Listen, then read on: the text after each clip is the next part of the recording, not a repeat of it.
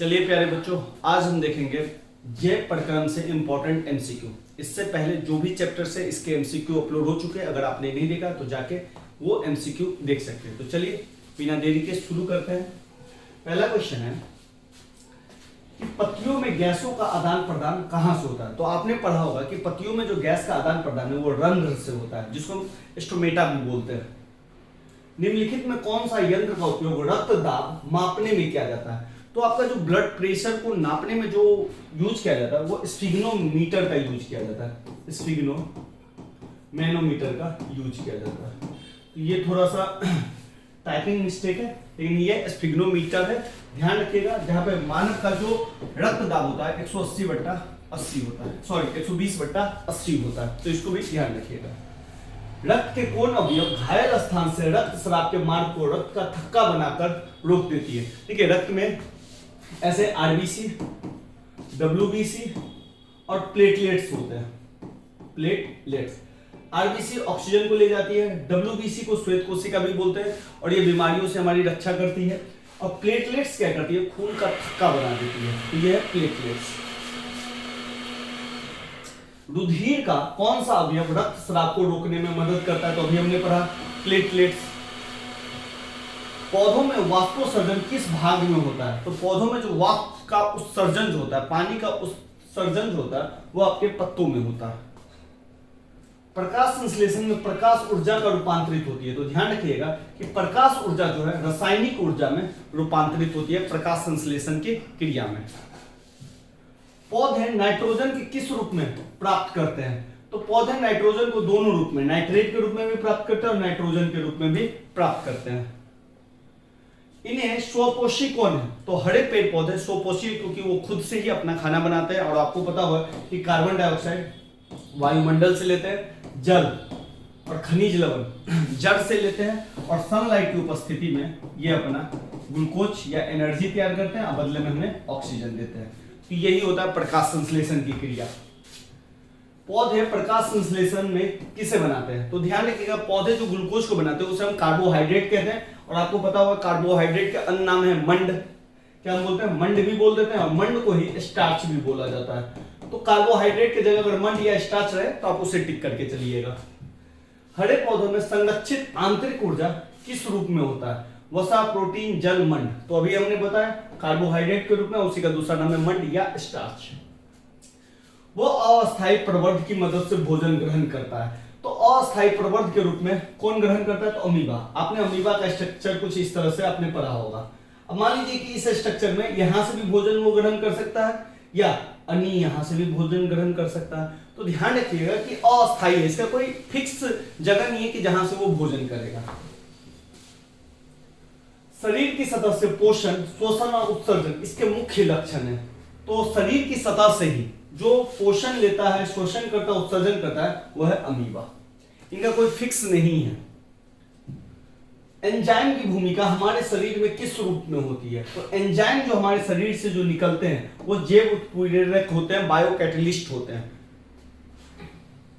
अमाशय का पिछला भाग क्या कहलाता है। तो अमाशय जहां पे भोजन, आप भोजन नली, आहार नाल के सहारे जो भोजन जाती है उसी को अमाशय बोलते हैं, और इसे हम पायरोलिक बोलते हैं। तो ध्यान रखिएगा, इसको हम 3 हिस्सों में बांटते हैं। कार्डियक, पहले हिस्सा को कार्डियक बोलते हैं, दूसरे हिस्सा को फॉन्डिक बोलते हैं, फंडिक भी बोल देते हैं, और तीसरा हिस्सा को हम पायरोलोबिक बोलते हैं। तो ये ध्यान रखिएगा। अमाशय के जठर रस में पाए जाते हैं। तो जठर रस में, जठर रस से ध्यान दीजिएगा तो HCl हाइड्रोक्लोरिक अम्ल, श्लेष्मा और पेप्सिनोजन निकलता है। पेप्सिनोजन ध्यान रखिएगा, ये आपको प्रोटीन को तोड़ता है। HCl भोजन को अम्लीय माध्यम में बदलता है। तो श्लेष्मा क्या करता है, अमाशय के ऊपर एक परत जमा देता है जो HCl से इसकी रक्षा करता है। नेक्स्ट है, अमाशय की ग्रंथियों में अत्यधिक अम्लीय स्राव से क्या होता है। तो श्लेष्मा का स्राव घटता है, पेप्टिक अल्सर होता है। तो दोनों चीज होता है, श्लेष्मा का स्राव भी घटता है जिससे पेट को हानि होने लगती है, अपच भी होता है, और अपच में कभी कभी पेट में घाव बन जाता है, तो इसी को हम कहते हैं अल्सर।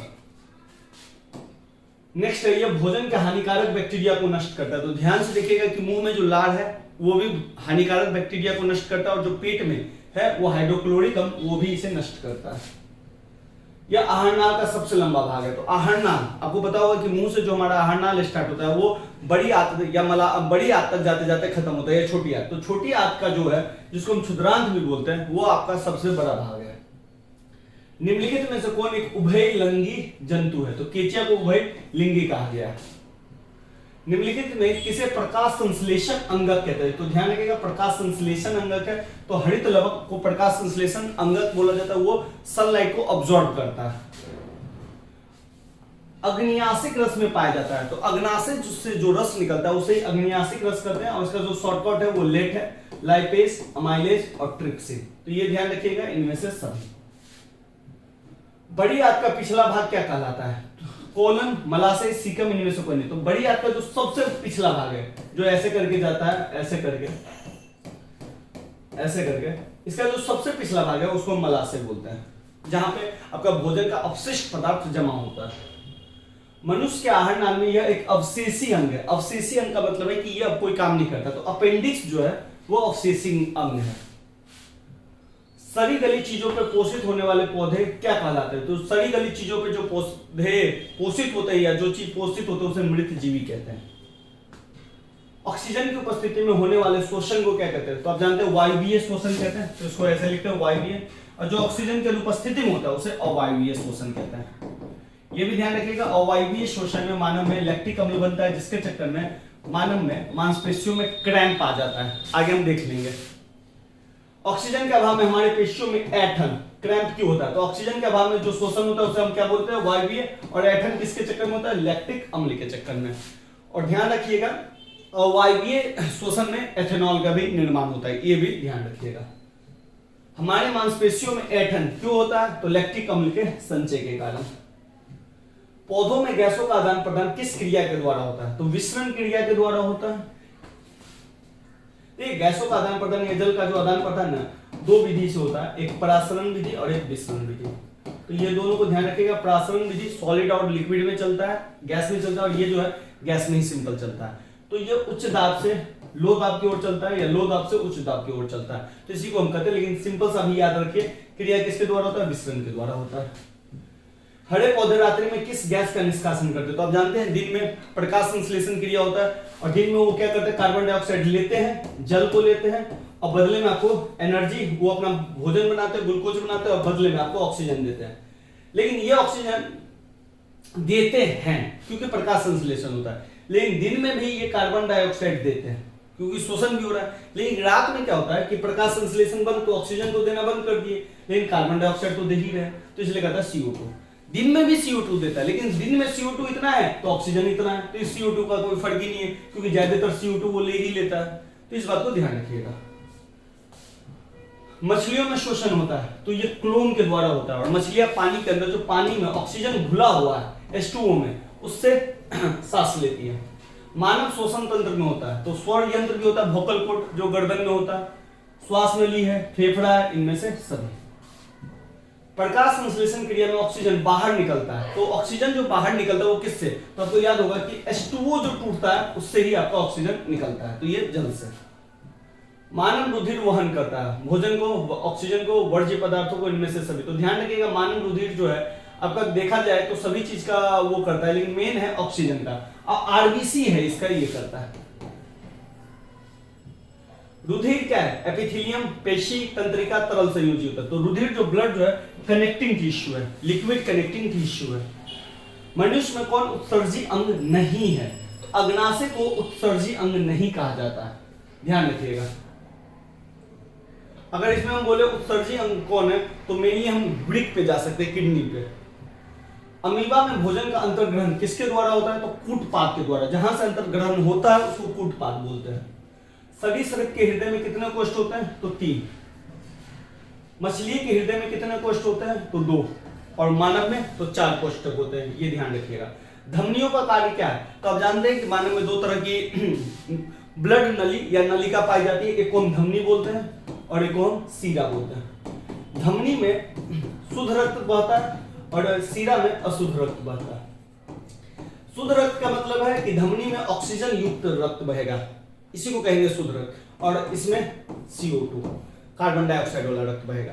CO2 बहेगा, धमनी इसलिए रेड कलर की दिखेगी, और इसमें धमनी इसलिए रेड कलर की दिखती है क्योंकि ऑक्सीजन है और वो हीमोग्लोबिन के साथ रिएक्टिव करती है, इसलिए वो चमकीली दिखती है। CO2 नीली दिखेगी। एक चीज और ध्यान रखिएगा, कमेंट करके आप बता सकते हैं कि ऐसी कौन सी धमनी है जिसमें कार्बन डाइऑक्साइड बहती है या कार्बन डाइऑक्साइड, और ऐसी कौन सी शिरा है जिसमें ऑक्सीजन बहता है, तो ये भी ध्यान रखिएगा और ये कमेंट करके हमें बताइएगा। धमनियां शुद्ध रक्त पहुंचाती है, तो हृदय से शरीर के विभिन्न भागों में, देखिए शुद्ध रक्त है, शुद्ध रक्त में मतलब ऑक्सीजन आया फेफड़ा के द्वारा हृदय में, और ये हृदय से यहां से सारा रक्त पूरे शरीर के अंग में पहुंच जाएगा।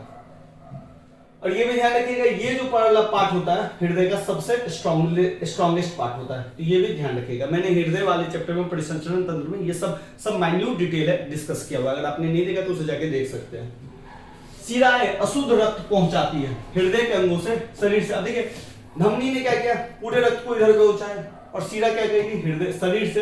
तो दूसरा एक बात ध्यान रखिएगा कि हार्ट से शरीर तक जो जाता है, तो ये जो जाता है धमनी, और ये धमनी हमेशा मोटा होगा क्योंकि मेन काम इसका है, ठीक है। और शरीर से हृदय तक जो आएगा उसको हम बोलेंगे शिरा, तो ये भी आप ध्यान रख सकते हैं। यह रक्त कोशिकाएं रक्त स्राव को रोकती है, तो ये प्लेटलेट्स जो है रक्त स्राव को रोकती है। लसिका रंगहीन है क्योंकि इसमें लाल रक्त कोशिकाएं नहीं है, तो लसिका जो है ऐसे देखा जाए रंगहीन तो नहीं है, हाँ व्हाइट कलर का ही होता है, लेकिन थोड़ा सा निकलता है तो पीला कलर दिखता है, तो ध्यान रखिएगा। निम्न में से कौन सा एंजाइम लार में पाया जाता है, तो लार में जो है आपका टाइलिन पाया जाता है। ध्यान रखिएगा कि भोजन का जो पाचन है मुंह से ही शुरू हो जाता है।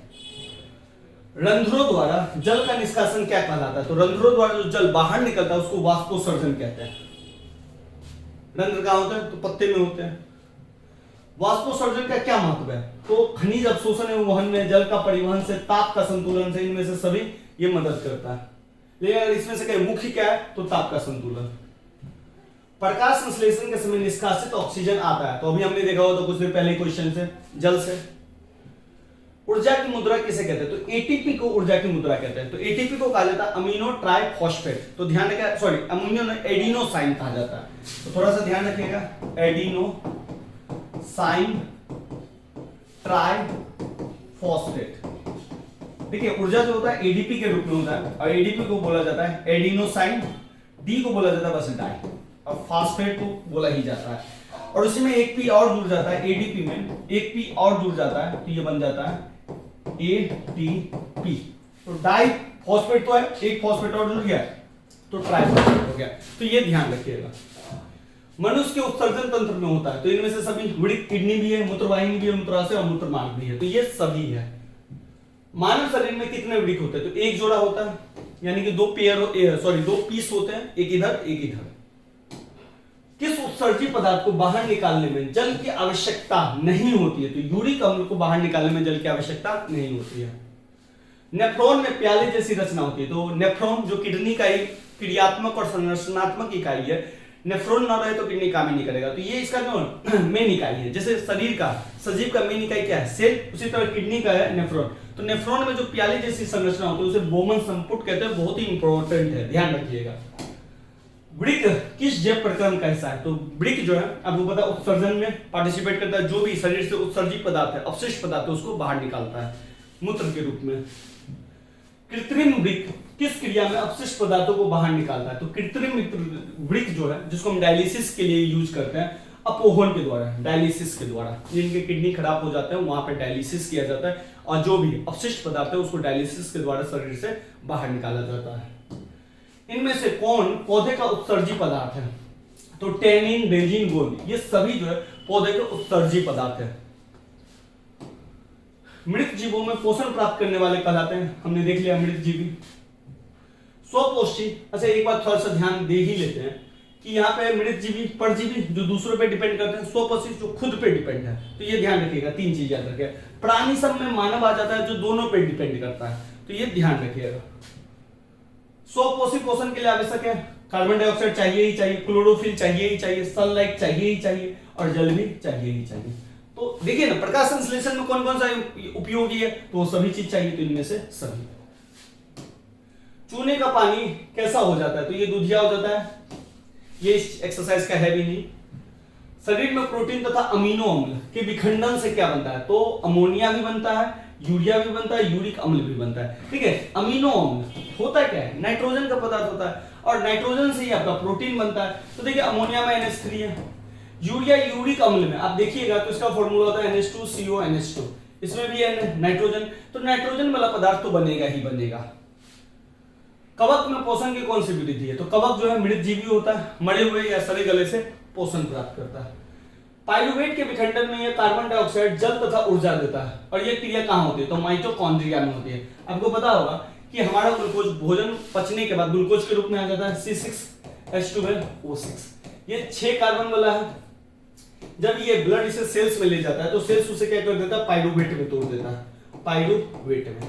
तो ये क्रिया कहां होती है, तो माइटोकॉन्ड्रिया में होती है और यहीं पे ऊर्जा घर कहा जाता है माइटोकॉन्ड्रिया को, तो इसीलिए यहाँ पे ATP भी बनता है। तो ये कहां होती है, माइटोकॉन्ड्रिया में होती है, ये चीज ध्यान रखिएगा।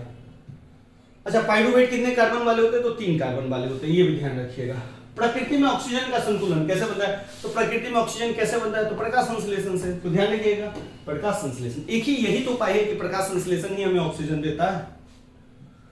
पौधों में श्वसन क्रिया के अंतर्गत एडीपी के टूटने से कितनी ऊर्जा मुक्त होती है, एडीपी नहीं एटीपी के टूटने से 30 किलो जूल प्रति मोल ऊर्जा आपको मिलती है। मछली का श्वसन होता है, जल में घुले ऑक्सीजन से वो अपना सांस लेती है। किसका अवशोषण पौधे अपने जड़ों से करते हैं, तो पौधे जो अपने जड़ों से अवशोषण करते हैं सभी का, जल तो करते ही हैं और नाइट्रोजन फास्फोरस या खनिज और लवण जो नाइट्रोजन फास्फोरस को कहते हैं उसका भी करते हैं। तो जड़ के सहारे ये ऐसे ऊपर जाते हैं, ये अगर जड़ है तो जल भी जाता है और खनिज लवण भी जाता है, खनिज लवण इसी को हम बोलेंगे। ऑक्सीजन का वाहक कौन है, तो आप जानते हैं आरबीसी जो है ऑक्सीजन का वाहक है। एक चीज ध्यान रखिएगा, इसको व्हाइट ब्लड कार्पेल्स कहते हैं, कुछ लोग सेल्स बोलते हैं, सेल्स नहीं होता है, कार्पेल्स होता है। श्वेत रक्त कणिका है, रेड ब्लड कार्पस, लाल रक्त कणिका है, अलसिका, और एक प्लेटलेट्स होता है। किस जीव में रुधिर एक चक्र में सिर्फ एक बार हृदय में जाता है, तो मछली में एक बार ही जाता है। वृक्क का आकार कैसे होता है, तो ये आपके राजमा की तरह, सेम के आकार की तरह ये कुछ वृक्क का आकार होता है, कुछ इस तरीके से। हीमोग्लोबिन का लाल रंग देता है, तो हीमोग्लोबिन जो ना लोहे के कारण लाल रंग देता है। अगर हीमोग्लोबिन की मात्रा घट गई है तो इसीलिए आपको डॉक्टर बोलेंगे सेब खाइए, क्योंकि सेब में लोहा पाया जाता है। हीमोग्लोबिन अगर कम है तो ऑक्सीजन का कैरी भी कम आएगा। तो आपके शरीर में आप जानते हैं कि ऑक्सीजन भोजन को तोड़ता है, अगर ऑक्सीजन नहीं गया भोजन नहीं टूटेगा, ग्लूकोज नहीं टूटेगा तो आपको चक्कर कमजोरी आना शुरू हो जाएगा। तो ये लोहे होता है। हीमोग्लोबिन की कमी से क्या होता है, एनीमिया। हीमोग्लोबिन की कमी से क्या क्या होता है, तो थकान भी होती है, कमजोरी भी होती है, चक्कर भी आता है, सभी आता है। दोहरा परिसंचरण नहीं पाया जाता है मनुष्य में, मेढक में, पक्षी में। मछली में दोहरा परिसंचरण नहीं पाता है क्योंकि हृदय से एक ही बार ब्लड निकलता है। दोहरा परिसंचरण निकला फिर आया, इसे दोहरा परिसंचरण कहते हैं। आतरस कहां से स्रावित होता है, तो छोटी आंत से आतरस निकलता है, जिसमें ध्यान रखिएगा कि भोजन पेट में पचता है। पेट में पचने के बाद आपको अग्नाशय और जठर रस, अग्नाशय रस और पीत रस भोजन को तोड़ता है। फिर जो भोजन पच गया उसको आतरस सब भोजन को पचा देता है।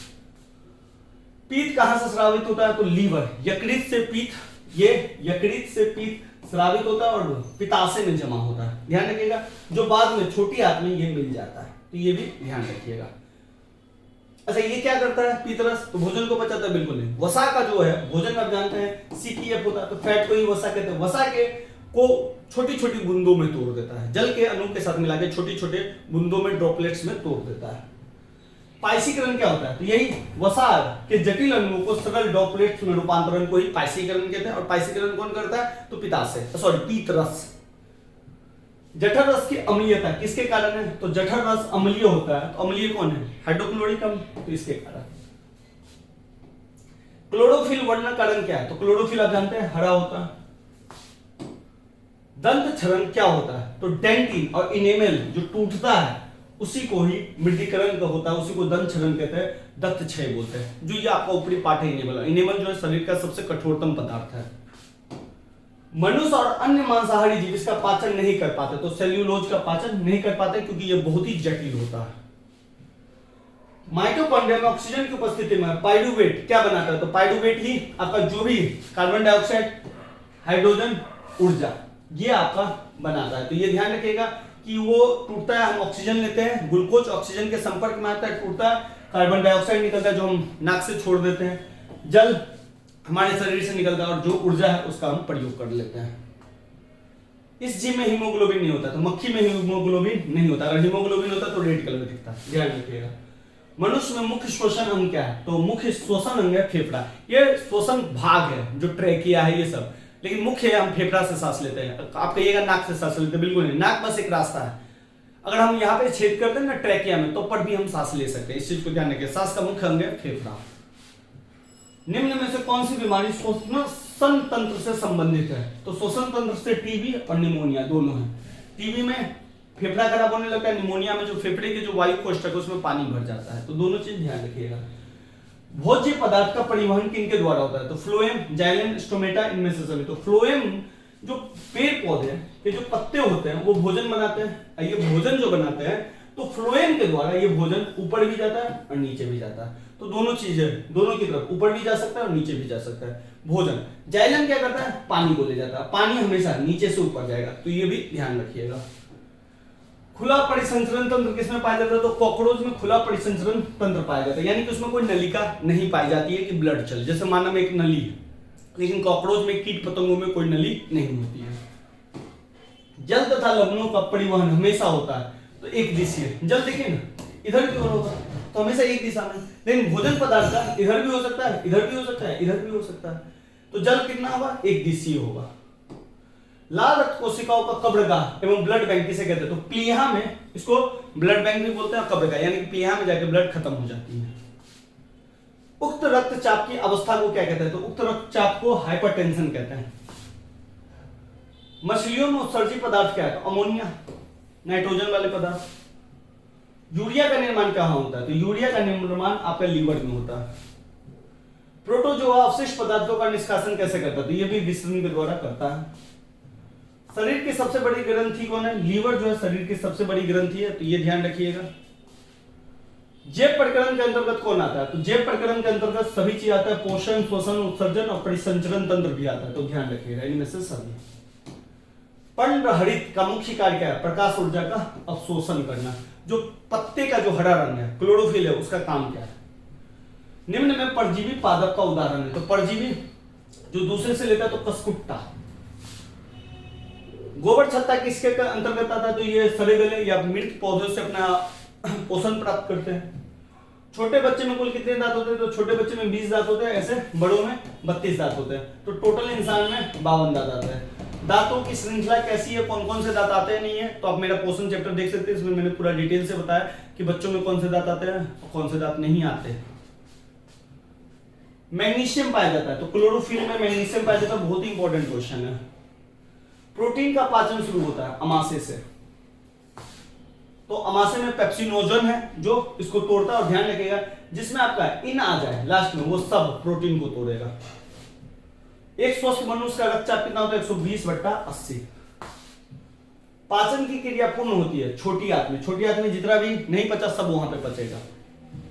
मनुष्य के मुख गुहा में कितने जोड़ी लार ग्रंथियां होती है, तो 3 जोड़ी लार ग्रंथियां होती है, ध्यान रखिएगा।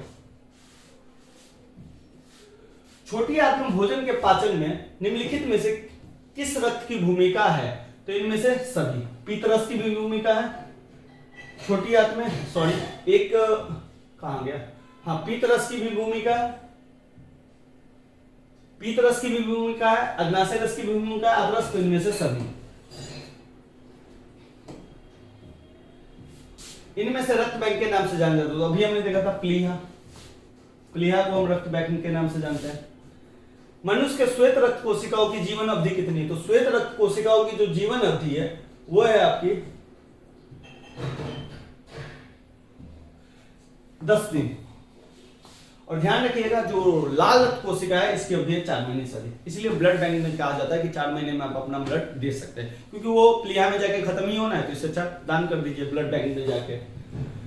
मनुष्य में वृक्क की रचनात्मक और क्रियात्मक इकाई है, तो नेफ्रॉन, ये न्यूरॉन नहीं है, गलत हो गया, ये है नेफ्रॉन।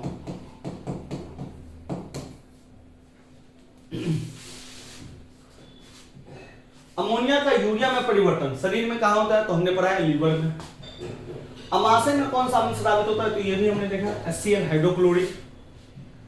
मानव में डायलिसिस फैली है तो नेफ्रॉन ही डायलिसिस करता है, और नेफ्रॉन किसका क्रियात्मक है? तो हमेशा किडनी का। भोजन का पचना किस प्रकार की अभिक्रिया है? तो उपचयन। उपचयन से ये भोजन पचता है, और उपचयन कहते क्या है? तो ध्यान रखिएगा, अपचयन और उपचयन, आपने अपचयन और उपचयन। उपचयन में क्या होता है? ऑक्सीजन जो है आपका बढ़ता है और हाइड्रोजन घटता है। तो ध्यान दीजिए, भोजन जो पचता है तो ग्लूकोज का फॉर्म बना लेता है, तो इसको अपचयन उपचयन कहते हैं। तो ये ध्यान रखिए, तो भोजन का पचना उपचयन है। मानव हृदय का औसत प्रकुंचन दाब है। प्रकुंचन दाब का मतलब जाने वाला, तो जाने वाला 120 बट्टा, और आने वाला क्या है? संकुचन क्या है? 80 है, तो इसलिए 120 बट्टा 80 कहा जाता है। तो ये हो गया प्रकुंचन और ये हो गया संकुचन। प्रकुंचन का मतलब दबाना, संकुचन का मतलब छोड़ना। डेंगू उत्पन्न करने वाले मच्छर किस तरह के जल में रहता है? तो साफ जल में। मादा एनाफिलीज मच्छर जो है डेंगू उत्पन्न करती है, तो ये भी ध्यान रखिएगा। कूटपात किसमें पाया जाता है? तो हमने पढ़ा होगा अमीबा में। कौन सा उत्तक जल तथा घुलनशील लवण मूल रोम से पत्तियों तक पहुंचाता है? तो जाइलम जो है जल का परिवहन करता है, और फ्लोएम किसका परिवहन करता है? भोजन का। फ्लोएम का जो परिवहन है ऊपर नीचे दाएं बाएं सब जगह होगा, लेकिन जाइलम का बस एक दिशा में। खाद्य पदार्थों का पौधों में स्थानांतरण का मुख्य रूप कौन सा है? तो सुक्रोज, क्योंकि आप जानते हैं मनुष्य में मृग एक तंत्र का भाग है जो संबंधित है, उत्सर्जन तंत्र का भाग है। पादपों में जाइलम उत्तरदायी है जल के वहन को। अवायवीय श्वसन कोशिका के किस भाग में होता है? तो अवायवीय श्वसन जो है माइटोकॉन्ड्रिया में, तो वायवीय श्वसन कोशिका द्रव में ये होता है, और यही पे आपका लैक्टिक अम्ल बनता है जिससे हमारे शरीर में क्रैम्प आ जाता है।